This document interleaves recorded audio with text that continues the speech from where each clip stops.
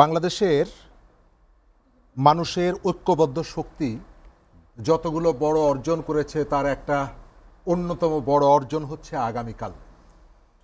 প্রায় দেড় দশকের একটা অপরাজেয় শক্তি যারা মনে করত তারা অনন্তকাল ক্ষমতায় থাকবে এবং নানা পথ এবং পদ্ধতি অবলম্বন করে তাদের আত্মবিশ্বাসের জায়গাটা এতটাই প্রবল ছিল, কিন্তু দেখা গেল শিক্ষাক্ষেত্রে একটা সরকারি চাকরিতে বৈষম্য নিরসনের জন্য মানুষ রাস্তায় নেমে এলো এবং সেটি একটা পর্যায়ে গিয়ে এই ধরনের একটা রাজনৈতিক প্রভাবশালী সরকার কেবল ক্ষমতাই হারালো না, পুরো দেশ থেকে তারা চলে যেতে বাধ্য হলো।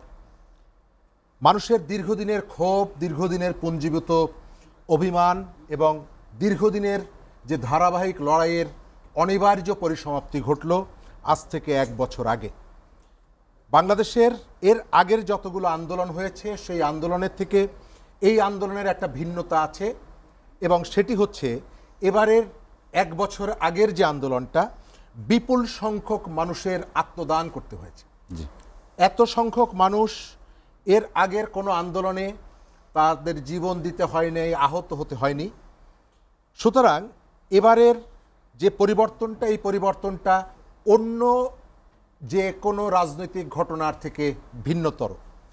আন্দোলনে যারা অংশগ্রহণ করেছেন, যারা সামনে ছিলেন, তাদের পক্ষ থেকে তারা একটা দাবি তুলেছেন বারবার, কিন্তু লক্ষণীয় ব্যাপার হচ্ছে এই দাবিটা তোলার পরেও সরকারের জায়গা থেকে সম্ভবত সরকার তার দৃষ্টিটাকে অন্যদিকে নিয়ে গেছে।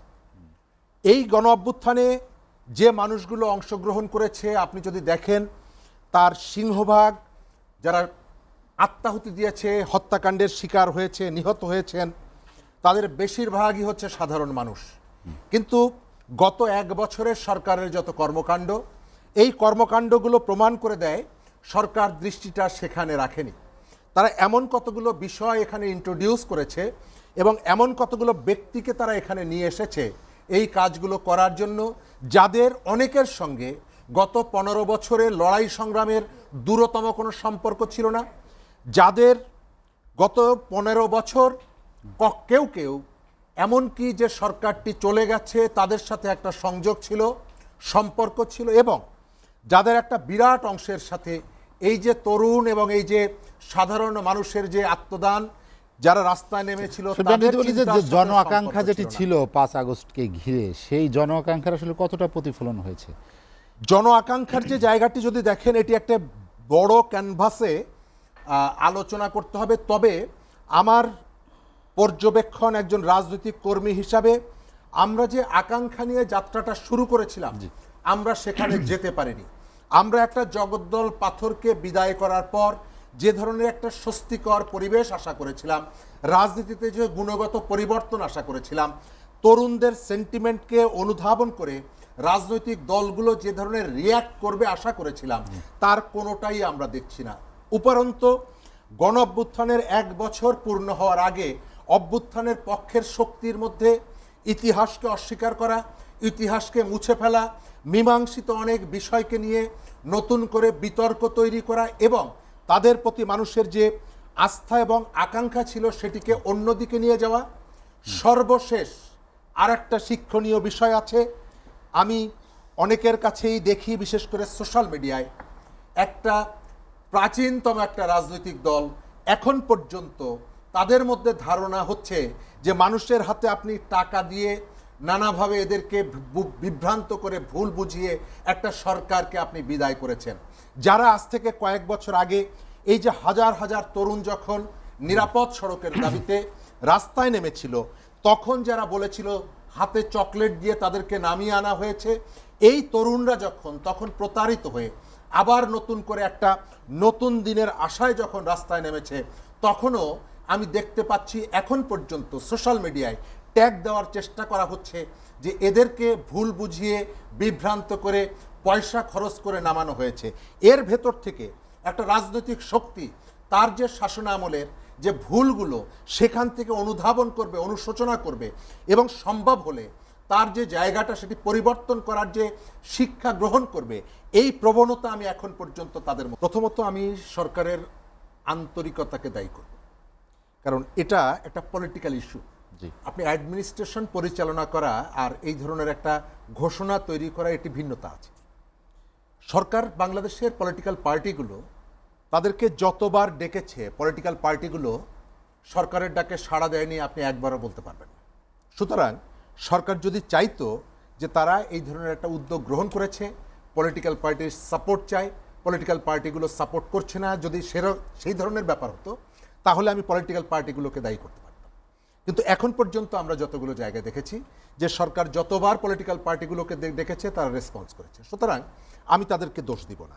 আমি এর বাইরে কতগুলো ইস্যু আছে যে ইস্যুগুলো আসলে জুলাইয়ের আকাঙ্ক্ষার মধ্যে ছিল না, যে ইস্যুগুলোকে পাবলিকের পক্ষ থেকেও তোলা হয়নি, যে ইস্যুগুলোকে পলিটিক্যাল পার্টিগুলোর পক্ষ থেকে তোলা হয়নি। যেমন বন্দর ইজারা দেওয়া ইস্যু, এই ইস্যু তো এই সরকারের না। এই ইস্যুটা কে তুললো? কেন হঠাৎ করে আপনি সেখানে সামনে চলে আসলো, যেতে জি। হলো? আপনি করিডোর ইস্যু, বাংলাদেশের কোনো পলিটিক্যাল পার্টি করিডোর ইস্যু আনেনি। বাংলাদেশের কোনো পলিটিক্যাল পার্টি সেন্ট মার্টিনে আমার সেখানকার এনভায়রনমেন্টকে টিকিয়ে রাখার জন্য সেখানে যেতে বাধা দিতে হবে এই কথাটি কেউ বলে নেই। এই যে ঘটনাগুলো ঘটেছে সরকার শতপ্রণোদিত হয়ে এই কাজগুলো করেছে। সুতরাং সরকার যদি এই জায়গাটায় জুলাই ঘোষণার জায়গা বলেন অথবা এই অভ্যুত্থানকে প্রপারলি মানুষের কাছে নিয়ে যাওয়ার যে স্পিরিট সেটা যদি বলেন তাহলে সরকার চাইলে সেটি করতে পারত। কিন্তু আমার কাছে মনে হয়েছে গত এক বছরে সরকারের যারা দায়িত্বে আছেন তাদের একটা বিরাট অংশ বাংলাদেশের জনগণের স্বার্থের থেকে আমেরিকার ইন্টারেস্টটা বড় করে দেখার চেষ্টা করেছেন। সেটি বিমান কেনা হোক, সেটি ওই যে করিডোর ইস্যু হোক, অন্যান্য যে ইস্যুগুলো হোক। এবং আপনাকে অসংখ্য উদাহরণ দেওয়া যাবে। গত কয়েকদিন আগে বাংলাদেশে ওই স্টারলিংকের ভাইস চেয়ারম্যান তিনি বাংলাদেশে এসেছিলেন এবং প্রধান উপদেষ্টার সাথে বৈঠক করেছেন। আমার কাছে নিউজের ক্লিপটা আছে এবং তিনি যাওয়ার সময় মিডিয়ার কাছে বলেছেন যে আমরা পৃথিবীর যে সমস্ত জায়গায় কাজগুলো করি এত সরকারের পক্ষ থেকে এত দ্রুত সাপোর্টটা আমরা কোথাও পাইনি। অর্থাৎ আপনি স্টারলিংককে এমনভাবে সাপোর্টটা দিচ্ছেন যে সাপোর্টটা পৃথিবীর আর কোথাও সে পায়নি। আপনি জাতিসংঘের মানবাধিকার কমিশনকে এত দ্রুত পলিসি লেভেলে আলোচনা ছাড়া, আপনার স্টেক হোল্ডারদের সঙ্গে আলোচনা ছাড়া আপনি তাকে অফিস করার সুযোগটা দিচ্ছেন। কিন্তু জুলাই ঘোষণাটা এটা একটা স্ক্রিপ্ট তৈরি আপনি করবেন, একটা ড্রাফট তৈরি করবেন, অসংখ্য সময় আপনার হাতে লেগে যাচ্ছে। এর ভেতর থেকে আমার কাছে মনে হয় এবং আমি পাবলিকলি এটি বলি, এই সরকারের মনের মধ্যে ওই যে স্পিরিটের জায়গা থেকে আমেরিকার স্পিরিটটাকে আমি একটু বেশি প্রায়োরিটি দেওয়ার একটা প্রবণতা আমি এটা দেখি। হয়তো এর পেছনে কোনো একটা রাজনৈতিক কারণ থাকতে পারে, এর পেছনে নিশ্চয়ই কোনো একটা কারণ আছে এবং কারণ না থাকলে আপনি দেশের বিষয়টা বিবেচনায় না নিয়ে, জনগণের বিষয়টা বিবেচনায় না নিয়ে, আহত যারা হয়েছেন তাদের ট্রিটমেন্টের থেকে স্টারলিংককে ডেকে এনে এবং স্টারলিংককে যে পদ্ধতিতে আপনি অনুমোদনটা দিয়েছেন এটি স্বাভাবিক প্রক্রিয়া আপনি অনুসরণ করেননি। এই ধরনের একটা কাজ শুরু করার জন্য ইন্টারনেট ভিত্তিক কোনো কাজ যদি করতে হয় আপনার সরকারের সিকিউরিটি ইস্যুটা খুব গুরুত্বপূর্ণ এবং তাদেরকে কতগুলো পূর্ব প্রস্তুতি এখানে নিতে হবে।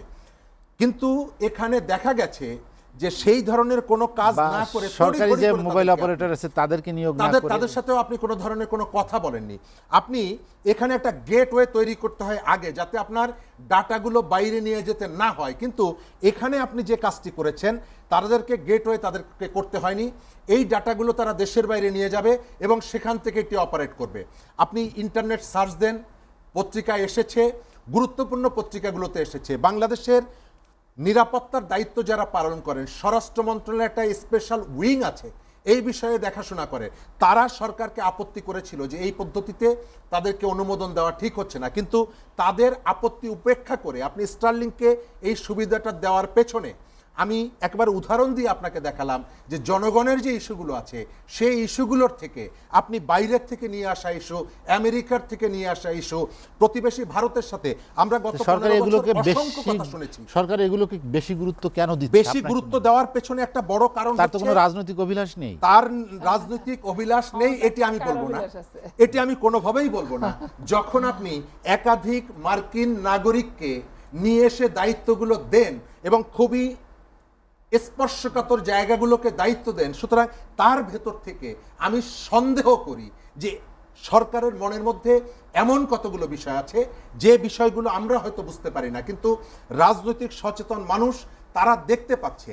ওই যেটি বললাম যে বিশেষ করে আমেরিকার প্রতি সরকারের একটা স্পেশাল দুর্বলতা আমেরিকার কে মন জয় করার জন্য একটা প্রবণতা এটি সরকারের মধ্যে আছে এবং সেটি বোঝা যাচ্ছে আপনি সর্বশেষ বাণিজ্য ইস্যুতে যে গোপনীয়তা রক্ষা করেছেন। একটা দেশের সরকার সবথেকে তার কাছে গুরুত্বপূর্ণ হচ্ছে তার দেশের জনগণ, আপনি সেই জনগণকে জানাবেন না এবং আপনি যদি কিন্তু সুতরাং লাগিয়ে দিয়ে এখন পর্যন্ত যে বক্তব্যগুলো দিচ্ছেন, আমেরিকা যদি অনুমোদন দেয় তাহলে এই চুক্তিগুলো আপনি প্রকাশ করবেন। একটা স্বাধীন দেশ, স্বাধীন দেশের সরকারের মন্ত্রী পজিশনে যারা আছেন তারা এই কথাগুলো বলতে পারেন না। নাগরিকদের প্রতি, জনগণের প্রতি ন্যূনতম যদি ভালোবাসা থাকে, কমিটমেন্ট থাকে, আমি শেষ করে দেবো এই জায়গাটায়, আমরা এই বাংলাদেশে ভারতের আধিপত্যকে বিদায় করে এখানে আমেরিকার আধিপত্য আমরা চাইনি। আমরা ভারতের আধিপত্যও চাই না, আমরা আমেরিকার আধিপত্যও চাই না, চীন রাশিয়ার আধিপত্য চাই না। বাংলাদেশের মানুষ, বাংলাদেশের মানুষের স্বার্থ এবং এই দেশের কল্যাণের জন্য আপনাকে পদক্ষেপ নিতে হবে, এই অঙ্গীকারাবদ্ধ আপনি জনগণের। হঠাৎ করে কতগুলো নতুন ইস্যু আসছে, যে ইস্যুগুলো আমাদের মধ্যে এক ধরনের টেনশন ক্রিয়েট করছে। সরকারের জায়গায় যারা দায়িত্ব পালন করেন, গুরুত্বপূর্ণ জায়গায় থাকেন, তাদেরকে কথা বলার ক্ষেত্রে যথেষ্ট সংযমী হতে হয়, হিসাব করে কথা বলতে হয়, কারণ তাদের একটা কথার কারণে অনেক ধরনের ভ্রান্তি তৈরি হতে পারে, উত্তেজনা তৈরি হতে পারে।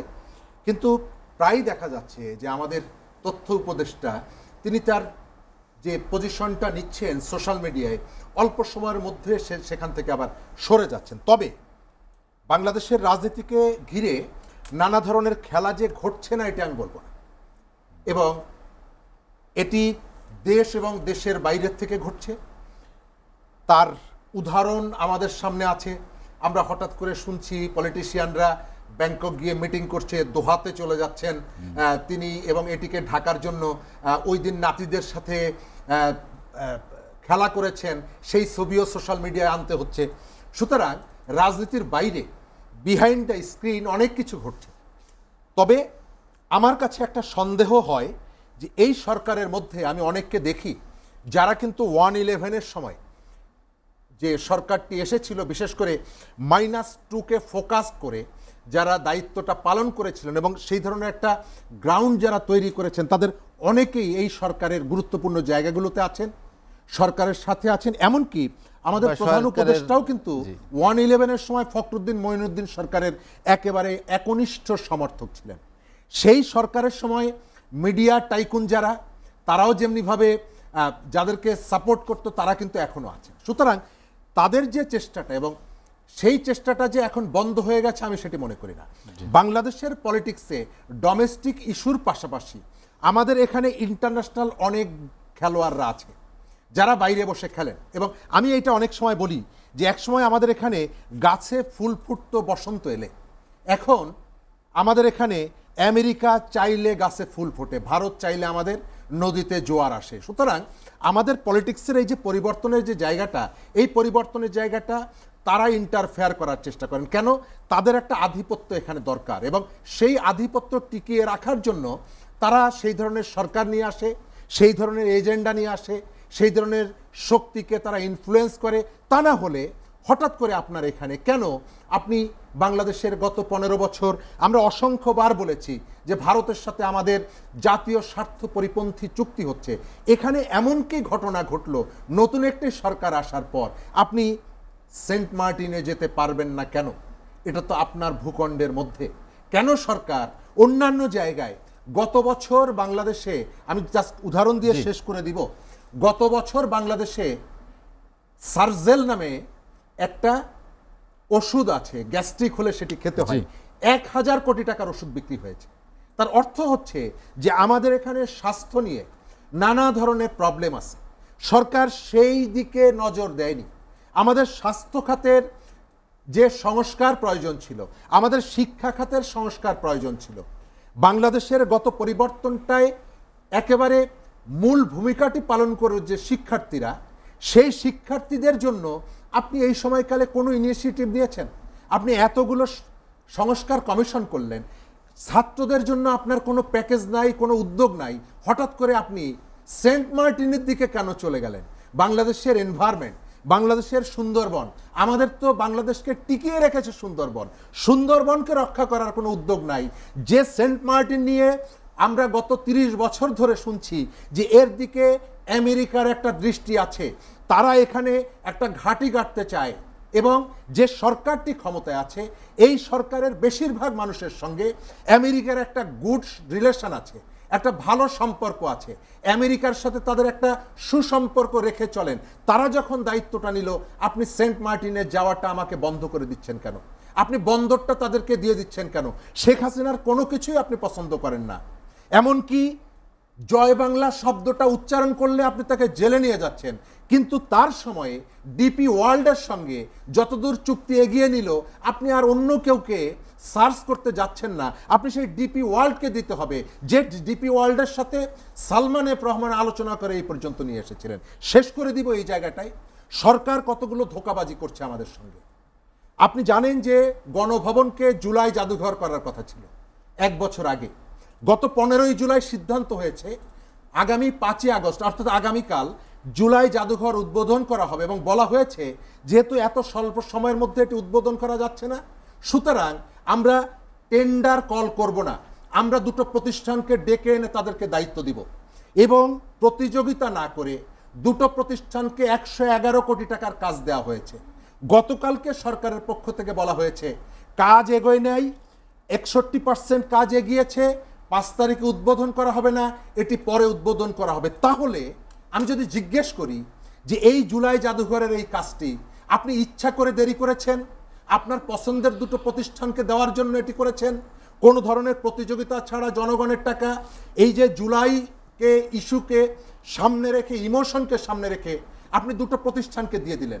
এটা তো একটা সরকারি কাজ, প্রতিযোগিতা হবে, অনেকগুলো প্রতিষ্ঠান আসবে, আপনি কেউকে আসতে দিলেন না, পছন্দ মতো দুটো প্রতিষ্ঠানকে ডাকলেন, তাকে 111 কোটি টাকা দিলেন, এখন এসে বলছেন তারা কাজ শেষ করতে পারেনি। তাহলে আমি যদি বলি জনগণের টাকাটা এবং পেছনে থেকে একটু নয়ছয় করার জন্য, ভাগাভাগি করার জন্য এই কাজটি আপনি করেছেন, এই দায়কে আপনি এড়াতে পারবেন? আমরা জুলাইকে বিক্রি হোক, পথে পথে জুলাই বিক্রি হচ্ছে, পথে ঘাটে জুলাই বিক্রি হচ্ছে, জুলাইকে বেস করে কেউ দীর্ঘদিন ক্ষমতায় থাকার স্বপ্ন দেখছে, জুলাইকে কেন্দ্র করে 71-এর পরাজয়ের গ্লানি কেউ কেউ ভুলতে যাচ্ছে। আমি মনে করি এই ঘটনাগুলো নিশ্চয়ই কালকের যে ডিক্লারেশনটা আসবে সেখানে যেন এর রিফ্লেকশনটা না হয়।